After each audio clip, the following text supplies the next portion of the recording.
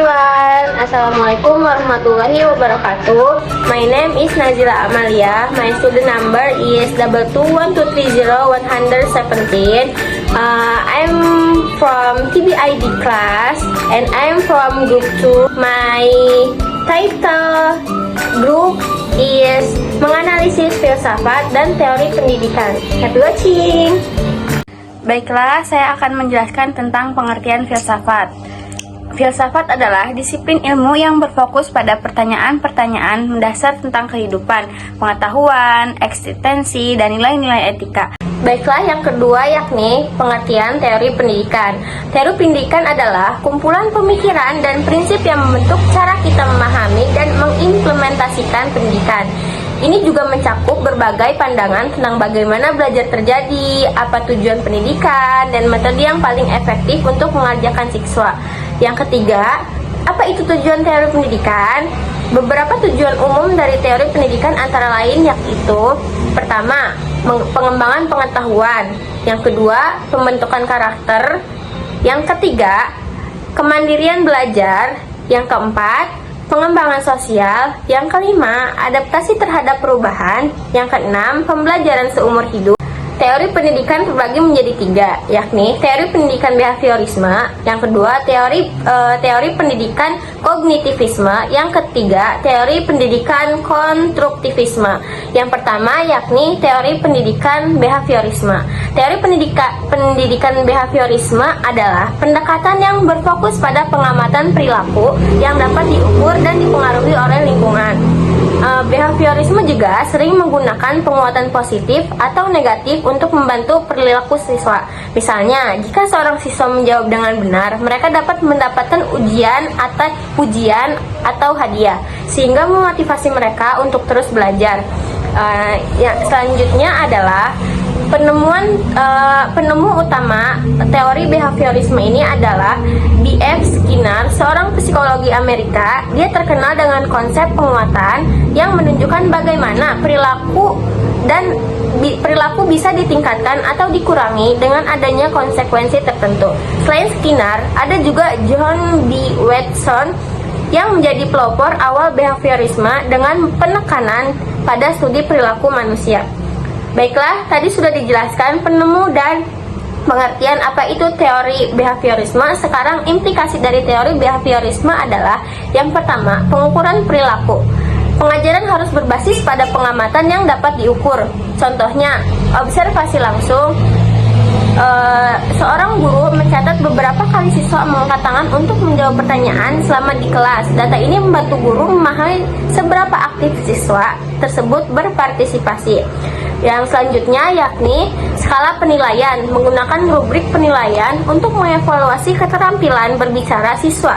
Misalnya, penilaian 1 hingga 5 berdasarkan aspek seperti kejelasan, intonasi, dan penguasaan materi. Yang selanjutnya yakni dengan tes dan kuis. Menggunakan kuis sebelum dan sesudah proses pembelajaran untuk mengukur peningkatan pemahaman siswa tentang materi. Baiklah, yang selanjutnya, implikasi selanjutnya yakni pencatatan frekuensi. Melacak berapa kali siswa menyelesaikan tugas rumah dalam waktu yang ditentukan. Semakin tinggi frekuensinya, semakin terlihat tinggi motivasi atau disiplin siswa tersebut. Baiklah, yang implikasi yang selanjutnya yakni penguatan. Penggunaan penguatan positif dan negatif untuk mendorong perilaku yang diinginkan. Contohnya, pada penguatan positif yakni seorang siswa menyelesaikan tugas dengan baik. Guru memberikan pujian atau hadiah kecil seperti stiker atau izin memilih permainan di kelas. Ini mendorong siswa untuk terus berprestasi. Yang kedua yaitu dari penguatan negatif, yakni dalam situasi di mana siswa sering terlambat, guru dapat mengurangi waktu kerja kelompok di akhir kelas untuk siswa yang datang tepat waktu. Ini memotivasi mereka untuk datang lebih awal dan menghindari penalti. Baiklah, implikasi yang selanjutnya yakni sistem poin. Seperti kayak menerapkan sistem poin di mana siswa mendapatkan poin untuk setiap tugas yang diselesaikan. Selanjutnya implikasi yang selanjutnya yakni konsekuensi untuk perilaku negatif. Jika siswa tidak menyelesaikan pekerjaan rumah, mereka mungkin kehilangan waktu bermain. Ini memberi pelajaran tentang pentingnya tanggung jawab. Baik, selanjutnya yang fokus pada lingkungan. Lingkungan belajar harus dirancang untuk merangsang respon perilaku tertentu. Contohnya seperti pengaturan kelas yang menarik, selanjutnya ritual kelas, seperti menciptakan ritual kelas yang jelas, selanjutnya penggunaan teknologi, memanfaatkan alat digital dan aplikasi pembelajaran, dan selanjutnya yakni dan implikasi selanjutnya yakni desain pembelajaran kolaboratif, penggunaan pengelompokan dalam aktivitas belajar, di mana siswa bekerja sama dalam kelompok kecil. Lingkungan sosial ini bisa meningkatkan partisipasi dan dukungan antar siswa. Baiklah, tadi sudah dijelaskan bagaimana implikasi dalam teori behaviorisme. Sekarang implementasi dari teori behaviorisme yaitu yang pertama, sistem penghargaan, menggunakan reward untuk mendorong siswa berprestasi. Baiklah, implementasi yang kedua yakni latihan terprogram, menggunakan latihan yang konsisten dan berulang untuk membentuk keterampilan baru. Baiklah, yang ketiga, pengujian dan evaluasi, menggunakan tes untuk menilai pemahaman siswa secara kuantitatif. Baiklah, sudah dijelaskan tadi di atas implementasi, implikasi, penemu teori dan penjelasan dari teori behaviorisme, dan sekarang teori pendidikan kognitivisme. Teori kognitivisme adalah pendekatan dalam psikologi dan pendidikan yang menekankan proses mental yang terlibat dalam belajar. Beberapa tokoh kunci dalam pengembangan teori kognitivisme antara lain yakni yang pertama Jean Piaget. Dia dikenal dengan teori perkembangan kognitifnya yang menjelaskan bagaimana anak-anak mengembangkan pemahaman dan pengetahuan seiring bertambahnya usia. Yang kedua, Lev Vygotsky, konsepnya tentang zona perkembangan proksima sangat berpengaruh, menyoroti pentingnya interaksi sosial dalam pembelajaran dan perkembangan kognitifnya. Yang ketiga, yakni Jerome Bruner. Dia mempromosikan ide-ide seperti belajar melalui penemuan dan pentingnya struktur dalam pembelajaran. Yang terakhir yakni David Ausubel. Dia dikenal karena konsepnya tentang belajar bermakna, di mana individu mengaitkan informasi baru dengan yang sudah mereka ketahui. Aplikasi dari teori kognitivisme. Yang pertama, pembelajaran aktif, mengajak siswa untuk terlibat langsung dalam proses belajar seperti diskusi, eksperimen, atau proyek. Pemahaman ini juga mendorong agar pemahaman yang lebih mendalam. Baiklah, yang kedua, implikasi yang kedua yakni penggunaan metakognisi, yaitu mendorong siswa untuk memahami caranya berpikir dan belajar sehingga mereka bisa mengatur strategi belajar yang lebih efektif. Baiklah, implikasi yang ketiga yakni pengembangan skema, mengajarkan siswa cara menghubungkan informasi baru dengan pengetahuan yang sudah ada. Misalnya menggunakan mind map untuk mengorganisir informasi. Baiklah, implikasi yang selanjutnya yakni peran sosial dalam belajar, menekankan pentingnya interaksi sosial dan kolaborasi dalam pembelajaran. Diskusi kelompok bisa membantu mereka melihat bagaimana sudut pandang siswa. Baiklah, implikasi yang selanjutnya yakni pembelajaran berbasis masalah, menggunakan masalah nyata sebagai konteks untuk belajar. Ini juga membuat siswa lebih relevan dan menarik. Baiklah, selanjutnya tadi sudah dijelaskan implikasi dari teori kognitivisme. Selanjutnya implementasi teori kognitivisme. Yang pertama yaitu teori strategi pembelajaran, menggunakan teknik seperti mnemonic atau peta konsep untuk membantu siswa mengingat informasi dengan lebih baik. Baiklah, implementasi yang kedua yakni penggunaan teknologi, memanfaatkan aplikasi pendidikan yang interaktif seperti simulasi atau permainan edukasi untuk mendukung pembelajaran aktif dan pemahaman konsep. Yang ketiga, implementasi yang ketiga yakni diskusi kelas, mengadakan diskusi kelompok di mana siswa dapat saling berbagi ide atau pengalaman sehingga mereka bisa membangun pengetahuan bersama. Baiklah, implementasi yang selanjutnya yakni feedback berkelanjutan, memberikan umpan balik dan konstruktif secara rutin agar siswa bisa mengidentifikasi area yang perlu diperbaiki dalam belajar mereka. Baiklah, implementasi yang selanjutnya yakni proyek kolaboratif, mendorong proyek kelompok di mana siswa dapat bekerja sama untuk menyelesaikan tugas sehingga mereka belajar dari satu sama lain dan mengembangkan keterampilan sosial. Yang implementasi selanjutnya yakni belajar mandiri, mengajarkan siswa untuk mengatur waktu dan memilih sumber belajar mereka sendiri, mendorong mereka untuk menjadi pembelajar yang lebih mandiri atau proaktif. Selanjutnya, implementasi yang terakhir yakni refleksi diri, mendorong siswa untuk melakukan refleksi tentang proses belajar mereka, seperti apa yang mereka pelajari, bagaimana mereka pelajari, dan apa yang perlu diperbaiki. Selanjutnya yakni teori pendidikan konstruktivisme. Teori pendidikan konstruktivisme adalah pendidikan yang menyatakan bahwa siswa membangun pengetahuan mereka sendiri melalui pengalaman dan interaksi serta lingkungan mereka. Ini juga berarti bahwa pembelajaran lebih efektif ketika siswa aktif terlibat dalam proses belajar, bukan hanya menerima informasi secara pasif. Teori konstruktivisme dipengaruhi oleh beberapa tokoh penting, tetapi dua yang paling terkenal adalah Jean Piaget dan Lev Vygotsky.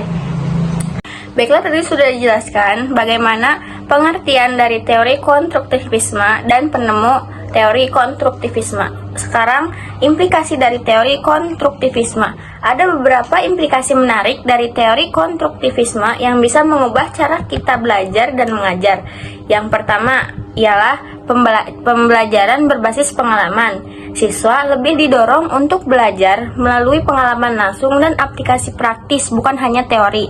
Yang kedua yakni pentingnya diskusi. Interaksi dan diskusi antar siswa sangat dihargai, karena kolaborasi membantu membangun pemahaman yang lebih dalam.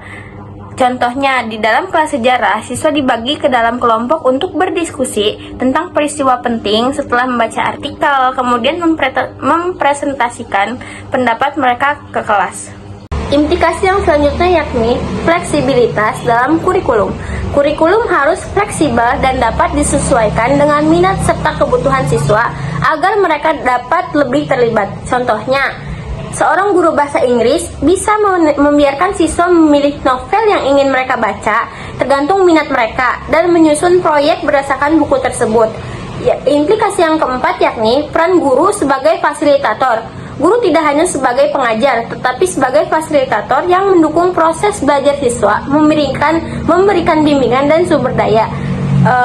Baiklah, implikasi yang kelima yakni pentingnya refleksi. Siswa didorong untuk merefleksikan pengalaman belajar mereka agar bisa menginternalisasi pengetahuan yang didapat.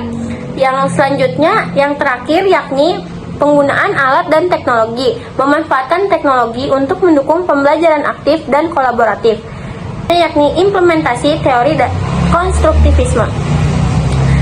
Yang pertama yakni pembelajaran proyek. Siswa bekerja dalam kelompok untuk menyelesaikan proyek nyata. Ini mendorong mereka untuk menerapkan pengetahuan dan keterampilan yang telah mereka pelajari. Contohnya, proyek lingkungan di mana siswa merancang kampanye untuk mengurangi sampah di sekolah mereka. Implementasi yang kedua yakni simulasi dan role play. Dalam pembelajaran sosiologi atau ekonomi, siswa dapat berpartisipasi dalam simulasi pasar atau role play peristiwa sejarah untuk memahami dinamika yang terlibat.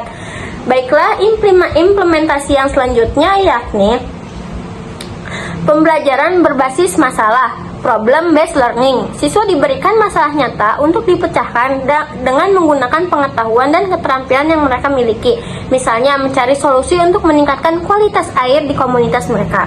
Implementasi yang selanjutnya yakni kelas prepared.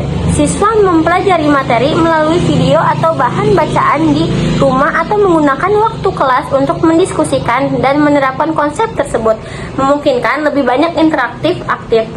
Yang selanjutnya yakni tanya jawab terbuka, memberikan kesempatan kepada siswa untuk mengajukan pertanyaan dan mengeksplorasi jawaban secara kolaboratif sehingga mereka dapat mencari tahu lebih banyak tentang topik yang diminati. Implementasi yang selanjutnya yakni refleksi terstruktur. Siswa diajak untuk merenungkan pengalaman belajar mereka secara teratur, baik individu maupun kelompok, untuk mengidentifikasi pelajaran yang didapat dan area yang perlu diperbaiki. Yang terakhir yakni learning station, yang artinya memiliki beberapa stasiun dengan aktivitas berbeda di dalam kelas, di mana siswa berpindah dari stasiun ke stasiun lain untuk mengeksplorasi berbagai aspek atau topik. Baiklah, yang terakhir yakni filsafat yang mempengaruhi teori pendidikan behaviorisme, kognitivisme, dan konstruktivisme. Pengaruh filsafat pada teori-teori tersebut yakni yang pertama, behaviorisme. Teori behaviorisme ini banyak dipengaruhi oleh filsafat empirisme yang menekankan pengalaman sebagai sumber utama pengetahuan. Tokoh seperti John Locke berpendapat bahwa manusia lahir seperti kertas bersih dan belajar melalui interaksi dan lingkungan. Filsuf seperti B.F. Skinner juga menemukan bahwa perilaku dapat dimodifikasi melalui penguatan dan hukuman. Selanjutnya yakni kognitivisme. Filsafat kognitivisme sangat berpengaruh di sini. Tokoh seperti Jean Piaget dan Jerome Burnner berargumen bahwa individu tidak hanya menyerap informasi tetapi juga aktif membangun pengetahuan mereka sendiri. Baiklah, yang terakhir yakni konstruktivisme. Teori ini banyak dipengaruhi oleh filsafat, fenomenologi, dan pragmatisme. Filsuf seperti John Dewey berpendapat bahwa pengalaman dan refleksi adalah kunci untuk memahami dunia. Konstruktivisme menekankan bahwa individu membangun pemahaman mereka berdasarkan pengalaman pribadi dan interaksi sosial. Dan ini juga fokus pada konteks dan makna dalam proses belajar. Oke, thanks for your watching and wassalamualaikum warahmatullahi wabarakatuh.